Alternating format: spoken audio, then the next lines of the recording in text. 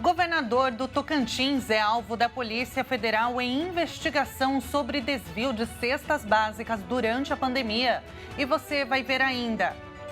Governo federal espera seca mais severa na Amazônia e libera quase 12 milhões de reais para ações de combate. Navio que saiu do Porto de Santos em direção à Argentina é posto em quarentena após tripulante apresentar sintomas compatíveis com Mpox. E ainda, em convenção democrata, ex-presidente Barack Obama declara apoio a Kamala Harris e pede união nacional. Essas e outras notícias você confere a partir de agora. Olá, bom dia, seja muito bem-vindo à edição Manhã. Agora são 11 horas e 31 minutos. Nós chegamos ao vivo para te manter muito bem informado com as principais notícias do Brasil e do mundo. Hoje é quarta-feira, 21 de agosto.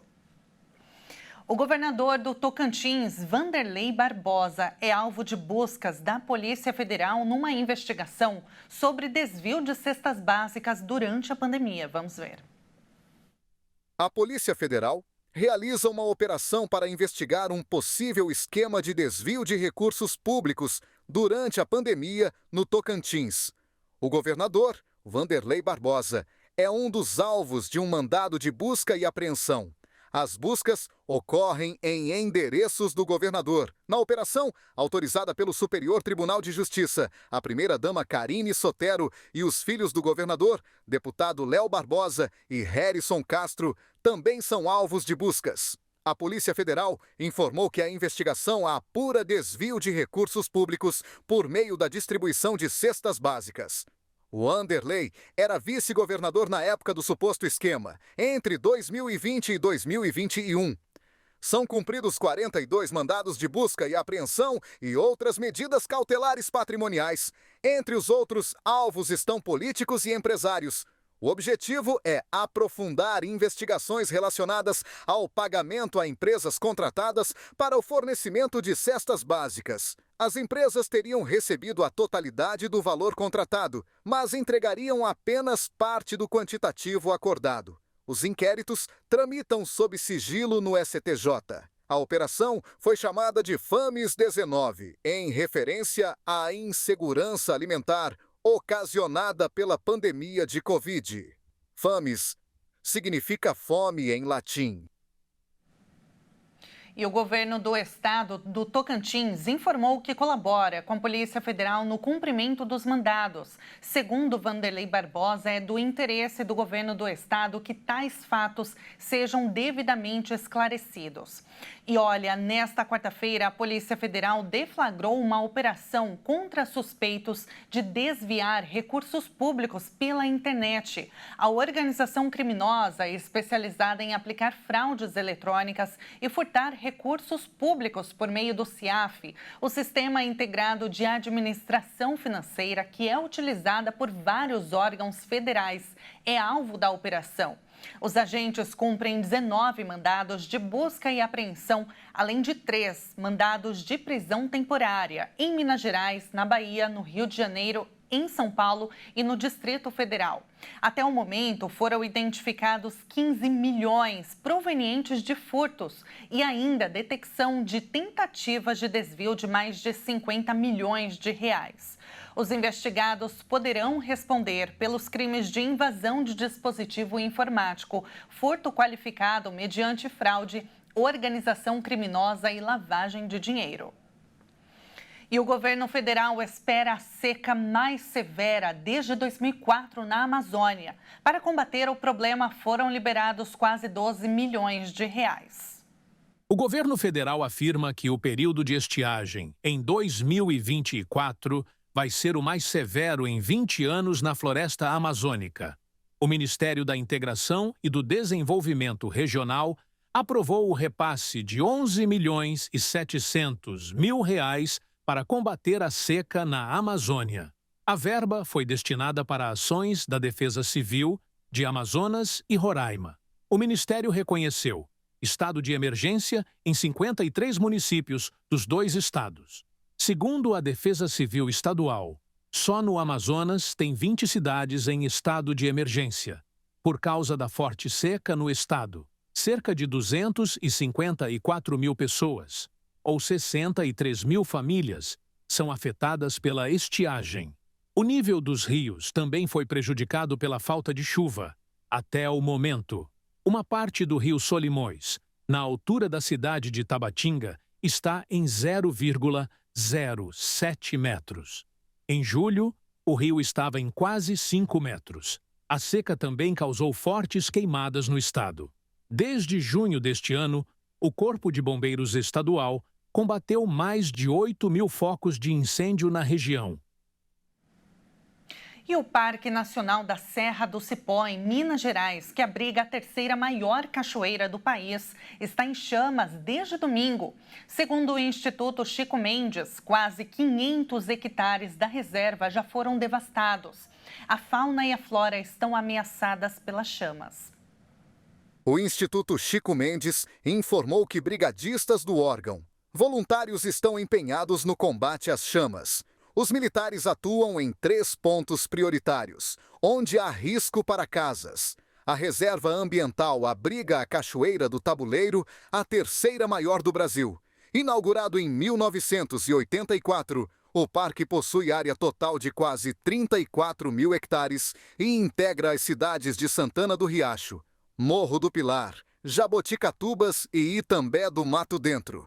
Apesar do empenho, 478 hectares já foram devastados pelas chamas. Os bombeiros montaram um posto de comando na Prefeitura de Santana do Riacho e o local de captação de água para apoio aéreo é o Rio Cipó. Os bombeiros também já sobrevoaram a região para traçar as estratégias e frentes de combate. A linha de fogo principal está na região das comunidades de Serra Morena e Mãe d'Água, e há mais focos espalhados pelo parque. Ainda de acordo com o Instituto Chico Mendes, o Parque Nacional da Serra do Cipó é reconhecido por proteger diversas espécies da flora e da fauna brasileiras ameaçadas de extinção. O parque está fechado para visitação e não há previsão para reabertura. E mudando de assunto, os poderes executivo, legislativo e judiciário chegaram a um consenso sobre as emendas. Elas devem seguir critérios de transparência, olha só. O Supremo Tribunal Federal divulgou nota após a realização de reunião entre representantes dos 3 poderes, executivo, legislativo e judiciário. A nota diz que eles chegaram a um consenso de que as emendas parlamentares deverão respeitar critérios de transparência, rastreabilidade e correção. A reunião teve a participação dos presidentes da Câmara, Arthur Lira, do Senado, Rodrigo Pacheco, além de representantes do governo e do STF, sobre o impasse em torno do pagamento das emendas parlamentares.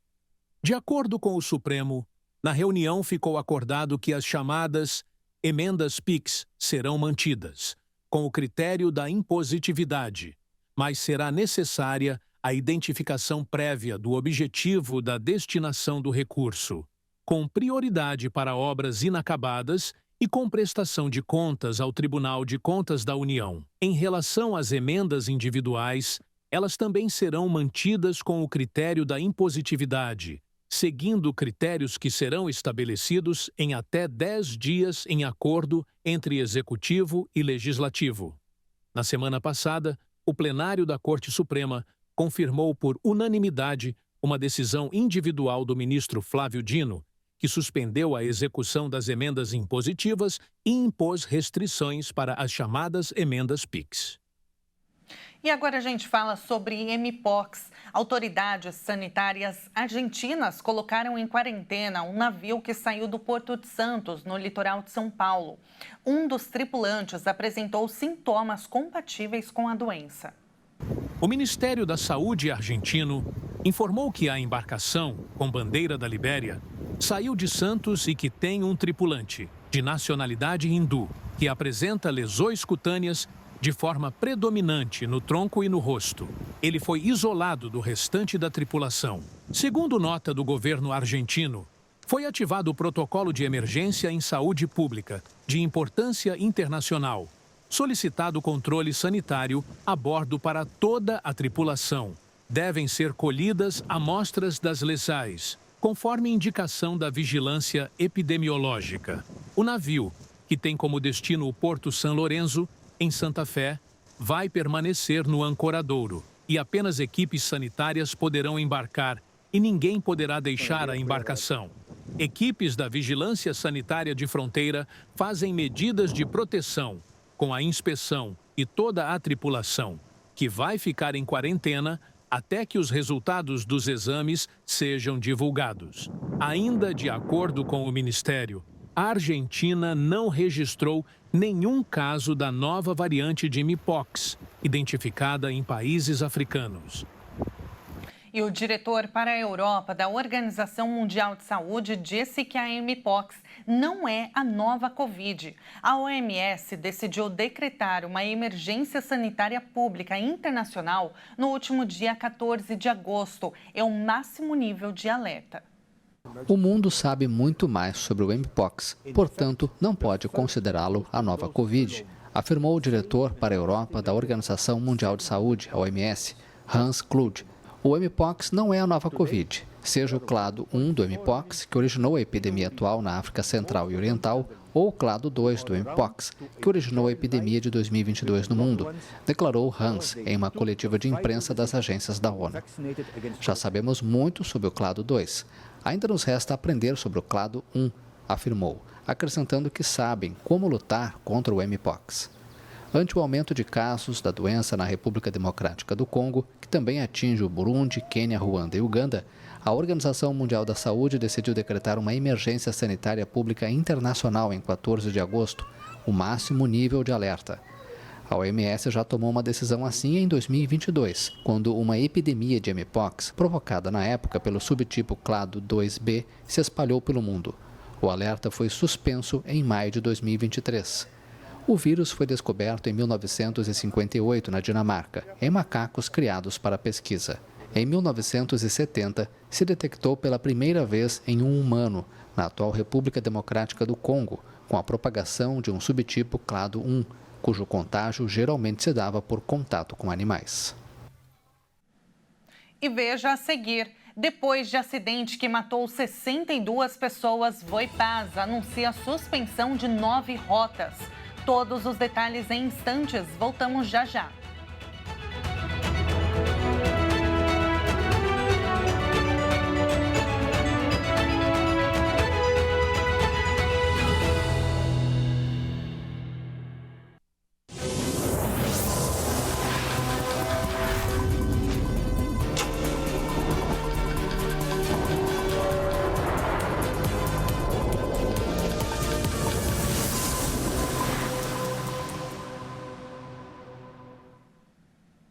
Nós estamos de volta pelo horário de Brasília. Faltam 15 minutos para o meio-dia. Agora a gente traz um destaque internacional. Durante uma reunião em Jerusalém, o primeiro-ministro israelense Benjamin Netanyahu reafirmou que a prioridade máxima de seu governo é eliminar o Hamas e garantir a vitória. O primeiro-ministro israelense Benjamin Netanyahu reafirmou que a prioridade máxima de seu governo é eliminar o Hamas. A afirmação foi feita em um momento em que o chefe da diplomacia americana, Antony Blinken, participa de negociações para promover uma trégua entre Israel e o Hamas. A principal prioridade é eliminar o Hamas e garantir a vitória. Estamos progredindo passo a passo. 3 meses atrás, antes de entrarmos em Rafah, alguns disseram que nada poderia ser feito, mas há muito que pode ser alcançado. Enquanto isso, eliminamos Deif e outros comandantes importantes. Também tomamos o corredor de Filadélfia e a travessia de Rafah. Estamos aplicando toda a força necessária para desmantelar o governo do Hamas e suas capacidades militares, e estamos progredindo. Já uma autoridade dos Estados Unidos disse que as declarações atribuídas a Netanyahu sobre a manutenção do controle israelense da fronteira Gaza-Egito não foram construtivas para as negociações de trégua em curso em Gaza. Disse o responsável da delegação que acompanha o secretário de Estado americano Antony Blinken na sua viagem pelo Oriente Médio. Blinken participou de negociações nesta terça no Egito e viajará ao Catar para promover uma trégua entre Israel e o Hamas. O chefe da diplomacia americana afirmou que Netanyahu confirmou que Israel aceita o plano de acordo para uma trégua apresentado por Washington e pediu ao Hamas que faça o mesmo. Nas últimas semanas, Israel e Hamas trocam acusações de bloquear um cessar-fogo no território palestino de 2,4 milhões de habitantes, onde a ofensiva israelense já deixou milhares de mortos e provocou uma catástrofe humanitária. E agora a gente volta a falar sobre o Brasil. Mais uma vez, a comissão do Senado adiou a decisão sobre o projeto que regulamenta cigarros eletrônicos. A nova data para a votação ficou marcada para 3 de setembro, quando o tema voltará à pauta da comissão. Atualmente, a fabricação, importação, comercialização e propaganda desses dispositivos são proibidos. A votação do texto foi adiada várias vezes, devido à falta de consenso entre os senadores. Agora, a Comissão de Assuntos Econômicos do Senado volta a analisar o projeto de lei que legaliza os cigarros eletrônicos no Brasil. Apesar de ser proibido no Brasil desde 2009 pela Anvisa, os cigarros eletrônicos ainda são encontrados no mercado e comercializados de forma ilegal. O texto a ser votado recomenda a aprovação do projeto, mas propõe algumas alterações ao texto original. Entre as mudanças, uma multa para quem vender cigarros eletrônicos a menores de 18 anos. A multa para essa prática sobe de 10 para 20 mil reais. Diversos países já regulamentaram o uso desses cigarros eletrônicos, e a importação e o comércio ilegal desses dispositivos resultam em perdas de arrecadação de impostos para o Brasil. Com a regulamentação, a arrecadação anual em tributos poderia alcançar cerca de 2 bilhões e 200 milhões de reais. Os senadores contrários à matéria argumentam que a regulamentação dos cigarros eletrônicos pode aumentar a pressão sobre o Sistema Único de Saúde, gerar uma maior demanda por cuidados familiares e resultar em perda de produtividade na economia. Além disso, organizações de saúde enviaram uma carta aberta aos senadores, pedindo que a proposta não seja aprovada. E a Voipaz suspendeu a venda de passagens aéreas. A companhia alegou que está reorganizando as operações, mas desde a queda do avião no interior de São Paulo, a empresa vinha sendo muito criticada. Vários passageiros, inclusive, pediram o cancelamento das viagens. A alegação oficial da empresa para suspender a venda de passagens é que está reorganizando a malha aérea para equilibrar as contas. E também por causa de um plano de contingenciamento. Isso porque a empresa está sendo monitorada pela ANAC, a Agência de Aviação Civil, desde a queda do avião em Vinhedo, no interior de São Paulo. O acidente no último dia 9 e que matou 62 pessoas. Os destinos mais afetados com a suspensão das passagens foram Fernando de Noronha, Fortaleza, Juazeiro do Norte e Natal. A suspensão será mantida até o dia 31 de agosto. A empresa enfrenta a desconfiança de muitos passageiros. Muitos consumidores decidiram não voar com a Voipaz e cancelaram suas passagens. E ainda tem procurado órgãos e plataformas de direitos do consumidor para reclamar. E agora a gente fala sobre as eleições americanas. O ex-presidente dos Estados Unidos, Barack Obama, abalou a Convenção Nacional Democrata em Chicago com uma defesa entusiasmada da candidatura de Kamala Harris à presidência. O ex-presidente Barack Obama abalou a Convenção Nacional Democrata em Chicago com uma defesa emocionante da candidatura de Kamala Harris à presidência. We do not need 4 more years. Não precisamos de mais 4 anos de arrogância, confusão e caos. Já vimos esse filme antes e todos sabemos que a sequência costuma ser pior.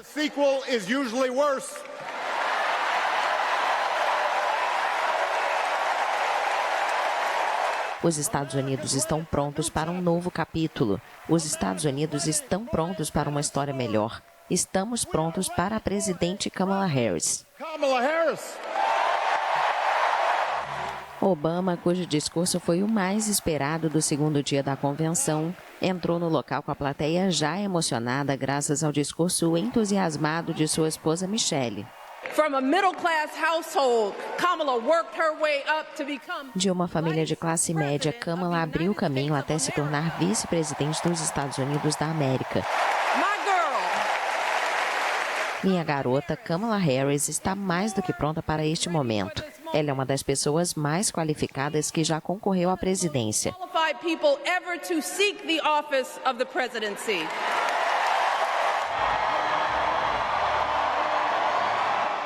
Para muitos, a efervescência de Harris lembra a emocionante corrida de Obama à Casa Branca em 2008. Ao som de rap, rock, pop e até reggaeton, os quase 5.000 delegados democratas nomearam Harris na noite de terça-feira para assumir a candidatura à Casa Branca. Delegados, por favor, saibam o quanto vocês são importantes neste processo, tanto agora como no início deste mês, quando realizamos nossa votação nominal virtual. Estou muito satisfeito em reafirmar Kamala Harris como a candidata democrata à presidência dos Estados Unidos. Harris, de 59 anos, tem pela frente uma luta acirrada com o republicano Donald Trump para vencer as eleições de 5 de novembro. Em uma transmissão de Milwaukee, onde faz um evento de campanha, ela agradeceu a nomeação e a do candidato a vice Tim Walz, atual governador de Minnesota. Kamala revitalizou a campanha democrata em uma mudança considerável em relação a Biden, que não reunia multidões. E na edição desta manhã, nós vamos conhecer um pouquinho sobre a cidade de Praga, na República Tcheca. Praga é a capital da República Tcheca e a cidade mais importante da região de Boêmia. Ela tem uma localização privilegiada no centro da Europa e está bem conectada com os países vizinhos, o que faz dela um dos destinos mais visitados do continente. Praga é muito famosa principalmente por causa do seu centro histórico. O que não faltam são construções barrocas, pontes de pedras, torres, praças e atrativos turísticos diversos. Mas não pense que Praga parou no tempo. Com mais de 1 milhão de habitantes, Praga tem importantes escritórios de literatura e finanças, além de esculturas e edifícios com uma arquitetura contemporânea e arrojada. É muito bonita, né? E é claro que antes de encerrarmos esta edição, nós vamos ver agora uma câmera ao vivo com vista do bairro Cidade Velha, em Praga. Saindo então do estúdio HIT, vamos diretamente à República Tcheca, na Europa. Praga é bastante conhecida por causa da cidade antiga, no coração do seu centro histórico, com construções barrocas coloridas e o relógio astronômico medieval, que é um ponto turístico muito famoso por lá. Além de abrigar construções muito importantes e imponentes também. É um famoso ponto de encontro rodeado de restaurantes. Durante o século XI, essas edificações elas foram se estendendo desde o castelo até a margem direita do rio Moldava. Por lá agora já passa das 16 horas, são 5 horas à nossa frente. E com essas imagens encerramos esta edição manhã. Muito obrigada pela sua companhia, uma excelente quarta-feira para você e a gente se encontra ao longo da programação. Até mais!